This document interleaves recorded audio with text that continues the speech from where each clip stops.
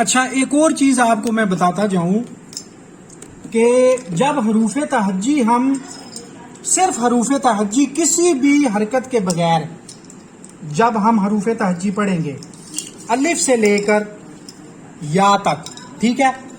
الف اور حمزہ کو چھوڑ کر جتنے بھی حروف تہجی ہیں کم از کم ان کو ایک الف کے برابر لمبا کر کے پڑھنا ہے، ٹھیک ہے۔ میں نے آپ کو بتایا ہوا ہے، دیکھیں تمام حروف تہجی کے ساتھ الف مدہ، ٹھیک ہے، یا مدہ، ٹھیک ہے، ان کے ساتھ ڈلی ہوئی ہے، ٹھیک ہے۔ تو حمزہ اور الف کو چھوڑ کر جتنے بھی حروف تہجی ہیں عین اور غین، لین ان کا اگر توڑ کریں نا تو ان میں یا لین آتی ہے، دونوں میں، عین اور غین میں، لیکن اوپر ان کی جو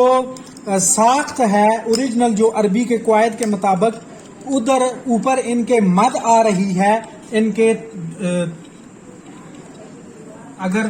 عین کا توڑ کرتے ہیں، یہ دیکھیں یہ یا لائن ہوگی عین، لیکن اوپر ان کے مد ہے، آپ یہ قاعدے میں بھی دیکھ سکتے ہیں، یہ دیکھیں ان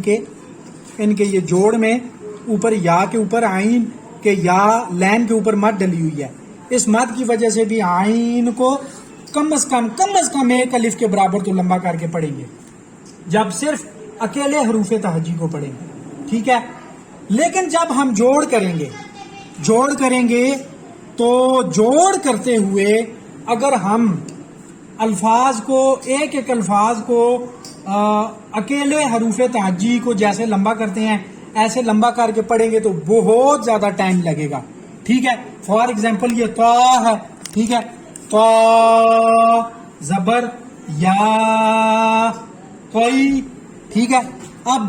جو آواز بنی وہ تو بنی طی، طا زبر یا طی، را دو زبر الف رن، طی رن، ہم نے یہاں پہ آواز کو بنانا ہے، ٹھیک ہے۔ ہم یہاں پہ جب حروف تہجی کو پڑھیں گے کیونکہ ہم ان کو حرکات کے ساتھ پڑھ رہے ہیں، طا کے ساتھ زبر آگی، آگے یا ساکنہ آگی، را کے ساتھ تنوین آگی، تو جب ہم ان کو حرکات کے ساتھ پڑھیں گے، حرکات کے ساتھ پڑھتے ہوئے ہم الفاظ کو نہیں کھینچیں گے، طا زبر یا طی ایسے نہیں پڑھیں گے، طا زبر یا طی، طا زبر یا طی، آگے والا با زبر با، با زبر با، خا زیر خی۔ دعوت اسلامی والے تو ایسے پڑھتے ہیں،